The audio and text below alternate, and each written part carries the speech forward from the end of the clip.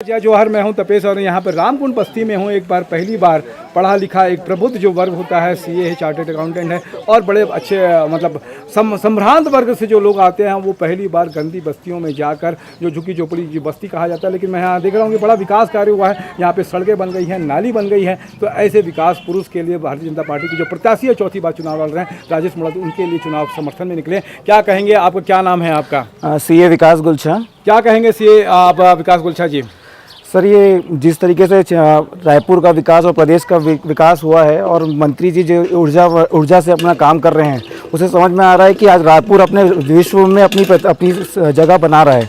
जिस तरीके से विकास कार्य का मतलब बस काम नहीं हो रहा है।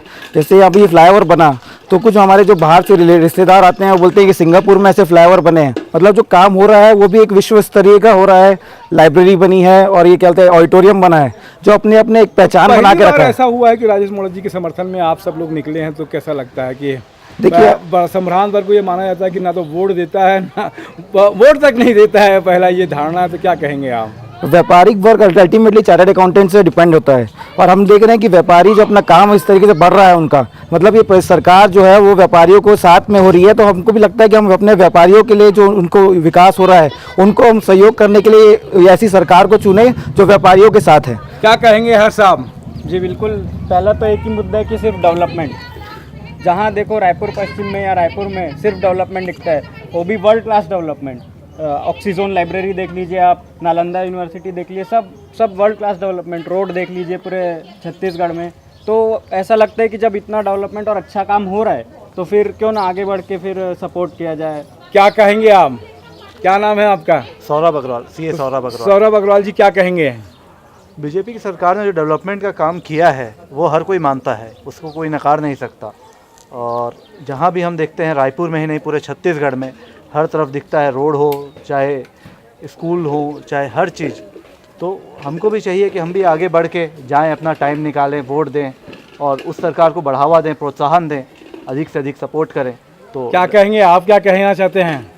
सर, ये हम लोग सीए वर्ग से हैं। जीएसटी का भी जो इम्प्लीमेंटेशन हुआ है उसमें अपन देखें कि छत्तीसगढ़ सरकार का सबसे बड़ा योगदान रहा है इतने बड़े टैक्स रिफॉर्म को लाने में भी, और इससे जो बिजनेस सेक्टर है उसको बहुत ज़्यादा बेनिफिट हुआ है।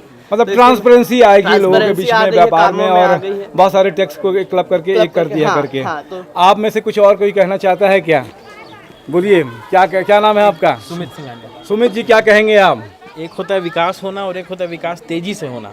पिछले 5 सालों में ये देखा गया कि विकास बहुत स्पीड से हुआ है, तो इसलिए हम लोग इसलिए निकले। सिर्फ 5 साल में, 15 साल में नहीं? 15 साल में, पिछले 5 साल का हिसाब अभी हो रहा है, 15 साल में हुआ है। मतलब पिछले 5 सालों में बहुत तेजी से। कितने वोटों से जीतेंगे राजेश मुड़त जी? क्या आकलन करते हो आप? आकलन 35। आप लोग तो हिसाब किताब गणना करते रहते हो।